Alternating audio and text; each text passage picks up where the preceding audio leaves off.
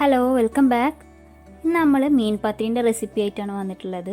മലബാറുകാരുടെ special ആയിട്ടുള്ളൊരു റെസിപ്പിയാണ് മീൻപത്തിരി. Okay, അപ്പോൾ അയില കൊണ്ടുള്ള മീൻപത്തിരിയാണ് കേട്ടോ ഉണ്ടാക്കുന്നത്. അയിലക്ക് പകരം ആവോലിയും അയക്കൂറയും ഒക്കെ വെച്ചിട്ട് തന്നെ ഉണ്ടാക്കുക. ഇന്ന് നമ്മൾ അയില കൊണ്ടുള്ള മീൻപത്തിരിയാണ് കാണിക്കുന്നത്. അപ്പോൾ നമുക്കിത് ബ്രേക്ക്ഫാസ്റ്റിന് പകരം യൂസ് ചെയ്യുക, ഡിന്നറിനായിട്ട് യൂസ് ചെയ്യുക. മലബാറിലധികം വിശേഷ ദിവസങ്ങളിലൊക്കെ മിക്കവാറും വീടുകളിലും മീൻപത്തിരി ഉണ്ടാവാറുണ്ട്. അപ്പോൾ എങ്ങനെയാണെന്ന് നോക്കാം. അപ്പോൾ നമ്മൾ 1 കിലോ അയിലൻ്റെ പീസ് വെച്ചിട്ടാണ് ഫില്ലിങ് റെഡിയാക്കുന്നത്. 1 കിലോ അയിലൻ്റെ തലഭാഗം മാറ്റിയിട്ട് ബാക്കിയുള്ള ഭാഗം ക്ലീൻ ചെയ്ത് വെച്ചതാണ്. ആ ഒരു ഭാഗം കൊണ്ടാണ് നമ്മൾ പത്തിരിൻ്റെ ഫില്ലിങ് റെഡിയാക്കുന്നത്. അപ്പോൾ നമുക്ക് മസാലയൊക്കെ റെഡിയാക്കാൻ വേണ്ടിയിട്ട് പാനിലേക്ക് ഓയിൽ ഒഴിച്ചു കൊടുക്കാം. അതിലേക്ക് ചെറിയുള്ളിയാണ് ഇട്ട് കൊടുക്കുന്നത്. 2 ടേബിൾ സ്പൂൺ ചെറിയുള്ളി ഇട്ട് കൊടുക്കുക. ചെറുതായിട്ട് അരിഞ്ഞ ചെറിയുള്ളിയാണ്. അപ്പോൾ അത് കുക്കായി വരുമ്പോൾ അതിലേക്ക് ഉലുവ ഇട്ട് കൊടുക്കുക. ഒരു കാൽ ടീസ്പൂൺ ഉലുവ ഇട്ട് കൊടുത്താൽ മതി. ലോ ഫ്ലെയിമിൽ ഇട്ട് കൊടുക്കുക കേട്ടോ. കുക്കായി വരുമ്പോൾ കരിഞ്ഞു പോവും. ഇനി ഇതിലേക്ക് ആവശ്യത്തിന് കറിവേപ്പില കൂടി ഇട്ട് കൊടുക്കുക.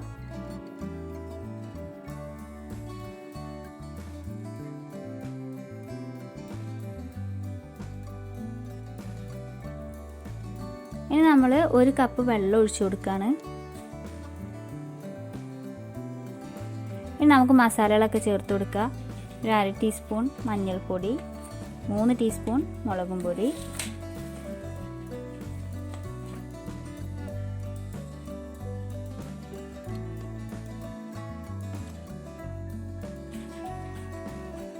രണ്ട് ടീസ്പൂൺ മല്ലിപ്പൊടി,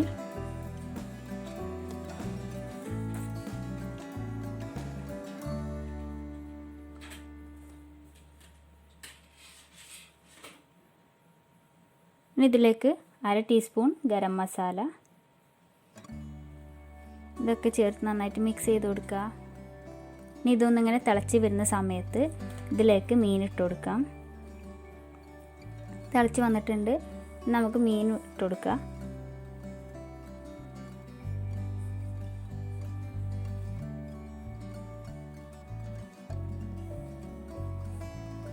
അപ്പോൾ മീനിലെ മസാലയൊക്കെ ഒന്ന് നന്നായിട്ടൊന്ന് തേച്ച് പിടിപ്പിക്കാം കേട്ടോ. എല്ലാ ഭാഗത്തേക്കും ഒന്ന് മസാല ആവണം.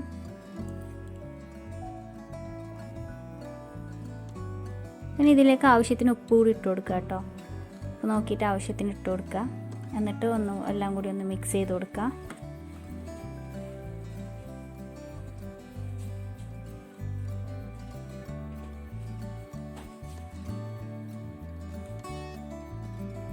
മസാലയൊക്കെ നല്ല മിക്സ് ചെയ്ത് കഴിഞ്ഞിട്ട് നമ്മൾ ക്ലോസ് ചെയ്ത് വെച്ചിട്ട് വേവിച്ചെടുക്കുക. സാധാരണ മീൻ കറിക്കൊക്കെ വേവിച്ചെടുക്കില്ലേ, അത്ര ടൈമിൽ തന്നെ ഇതും വേവിച്ചെടുക്കുക.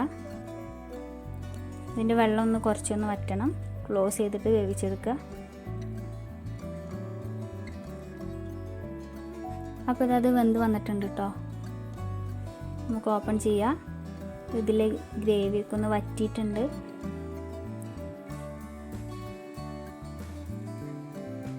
ഇത് ഫ്ലെയിം ഓഫ് ചെയ്യാണ്.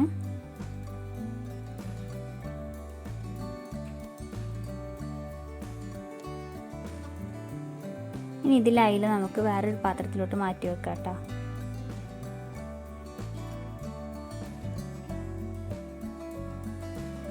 അതിൽ കുറച്ച് ഗ്രേവി ഉണ്ടാവും, അത് അതിൽ തന്നെ ഇരുന്നോട്ടെ. അധികം പാടില്ല, എന്നാൽ ചെറിയൊരു രീതിയിൽ ആവശ്യമാണ്. ഇനി ഗ്രേവിയിൽ നമ്മൾ 1/2 കപ്പ് തേങ്ങ ഇട്ട് കൊടുക്കുകയാണ്. തേങ്ങ ഒരു 5 മിനിറ്റ് നന്നായിട്ടൊന്ന് മിക്സ് ചെയ്തൊന്ന് വറുത്തെടുക്കുക. ഗ്രേവിയിൽ നമ്മൾ ആദ്യം തേങ്ങ ഇടുന്ന മുന്നേ മുള്ളുണ്ടോയെന്നൊക്കെ നോക്കണം കേട്ടോ.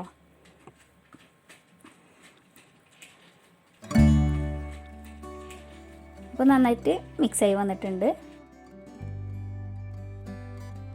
ഇനി അതിൽ മീനിലുള്ള മുള്ള് മാറ്റി വെക്കണം. നമ്മൾ മീൻപത്തിരി ഉണ്ടാക്കുന്ന സമയത്ത് അതിൻ്റെ ഇടയിൽ മുള്ള് പെടാതിരിക്കാൻ വേണ്ടിയിട്ടാണ് നമ്മൾ മുള്ളൊക്കെ നന്നായിട്ട് മാറ്റുക.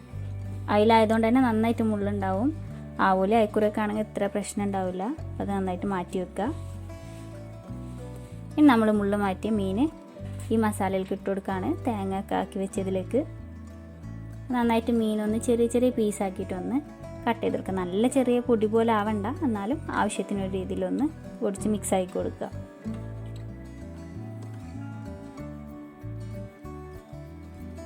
മസാലയൊക്കെ എല്ലാം കൂടി നന്നായിട്ടൊന്ന് മിക്സായി വന്നിട്ടുണ്ട്. നമുക്കിനി ഇത് ഓഫ് ചെയ്യാം. ഇനി അടുത്തത് പത്തിരിക്കുള്ള പൊടി വാട്ടണം. നമ്മൾ 3 കപ്പ് അരിപ്പൊടിയാണ് എടുത്തിട്ടുള്ളത്, പത്തിരിപ്പൊടി. അത് വെച്ചിട്ടാണ് നമ്മൾ വാട്ടുന്നത്.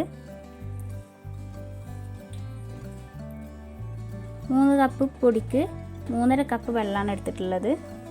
ഓരോ പൊടിക്കും വ്യത്യാസം ഉണ്ടാവും കേട്ടോ. ഞാൻ 3.5 കപ്പ് വെള്ളം എടുത്തിട്ടുണ്ട്. അതിലേക്ക് 1/2 ടീസ്പൂൺ ഉപ്പും അതുപോലെ തന്നെ 1/2 ടീസ്പൂൺ ഗരം മസാലയും കൂടി ചേർത്ത് കൊടുക്കുന്നുണ്ട്. നമുക്ക് വെള്ളം തിളച്ച് വന്ന ശേഷം പൊടിയിട്ട് മിക്സ് ആക്കാം. അപ്പോൾ പൊടി ഇതാ വെന്ത് വന്നിട്ടുണ്ട് കേട്ടോ. പൊടി വാട്ടിക്കഴിഞ്ഞിട്ടുണ്ട്. ഈ പൊടി വാട്ടിയിട്ട് കുഴക്കണതും ബോൾസ് ആക്കുന്നതൊന്നും കാണിക്കുന്നില്ല കേട്ടോ. നമ്മൾ സാധാരണ പത്തിരിക്ക് ആക്കണ പോലെ തന്നെയാണ് ഇത് ആക്കുന്നത്. അപ്പോൾ ഞാൻ അങ്ങനെ കാണിക്കണില്ല.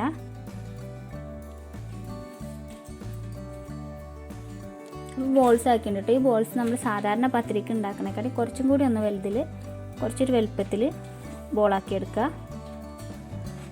എന്നിട്ട് നമ്മൾ വാഴൻ്റെ ഇലയിൽ വെച്ചിട്ടാണ് പരത്തിയെടുക്കുന്നത്. ഇതേപോലെ ഇങ്ങനെ കട്ട് ചെയ്തെടുക്കുക. ഇനി പ്രസ്സിൽ വാഴൻ്റെ ഇല വെച്ചിട്ട് അതിൻ്റെ മേലെ ഒരു ഉണ്ട വെച്ച് ഇങ്ങനെ പ്രസ് ചെയ്ത് കൊടുക്കുക. നല്ല തിന്നാവരുത്, സാധാരണ പത്തിരിനെ പോലെ നല്ല തിന്നാവരുത്, കുറച്ചൊരു കട്ടി വേണം. അതുപോലെ നമുക്കൊക്കെ ചെയ്തെടുക്കണം.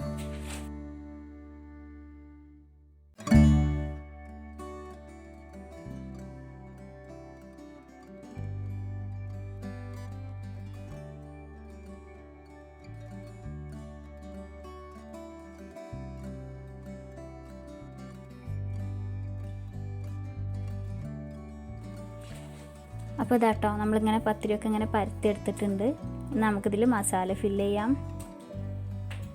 അപ്പോൾ ഒരു ഇലയിൽ എടുത്തിട്ട് കുറച്ച് മസാല ഇങ്ങനെ നടുവിൽ ഫില്ല് ചെയ്ത് കൊടുക്കുക. നല്ല സൈഡിലോട്ടാക്കരുത്, സെൻറ്ററായിട്ട് ഇങ്ങനെ ഫില്ല് ചെയ്ത് കൊടുക്കുക.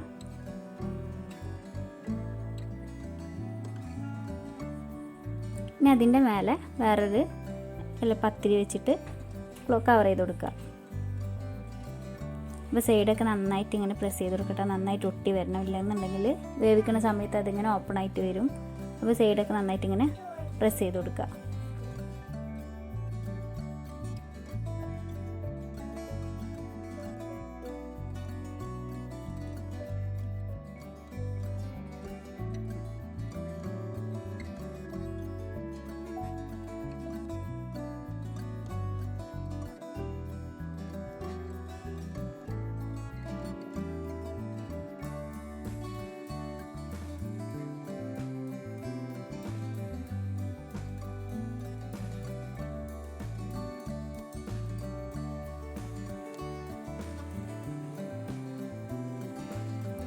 അപ്പോൾ നമുക്കിത് സ്റ്റീമറിലോട്ട് വെക്കാം.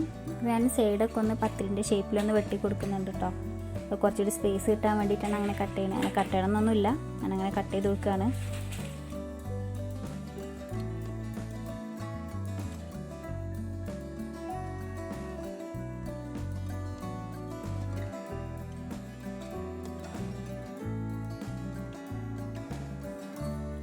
അപ്പോൾ ഞാൻ അങ്ങനെ 2 തട്ടിലാക്കിയിട്ട് വെച്ചിട്ടുണ്ട്. നമുക്കിതൊന്ന് സ്റ്റീം ചെയ്തെടുക്കാം. ഞാൻ ടെപ്പർ വെയറിൻ്റെ സ്റ്റീമറിലാണ് കേട്ടോ വെക്കുന്നത്. നമുക്കതിന് ഇഡ്ഡലി പാത്രത്തിൽ വെച്ചിട്ട് സ്റ്റീം ചെയ്തെടുക്കാം.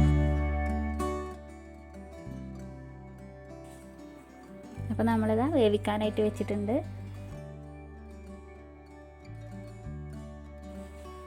അവിടെ വേവിക്കാൻ വെക്കുമ്പോൾ നല്ല ഉള്ളൊക്കെ നന്നായിട്ട് വേവുന്ന സമയം വരെ വെക്കണം കേട്ടോ. അപ്പം വെന്ത് വന്നിട്ടുണ്ട്. നമുക്കിനി ഇത് ഓപ്പൺ ചെയ്ത് നോക്കാം. ഇലൻ്റെ കളറൊക്കെ മാറിയിട്ടുണ്ട്. എല്ലാ ഭാഗവും നന്നായിട്ട് വെന്തെന്ന് ഉറപ്പ് വരുത്തണം കേട്ടോ. നടുഭാഗമൊക്കെ ചിലപ്പോൾ വേവാണ്ടിരിക്കാം. അപ്പം നമ്മളെ മീൻ പത്തിരി റെഡി ആയിട്ടുണ്ട്. ഇതാ നന്നായിട്ട് വെന്ത് വന്നിട്ടൊക്കെ ഉണ്ട് കേട്ടോ. എല്ലാ സൈഡും ഇടയിൽ ഇങ്ങനെ പൊട്ടിപ്പോയിട്ടൊന്നുമില്ല.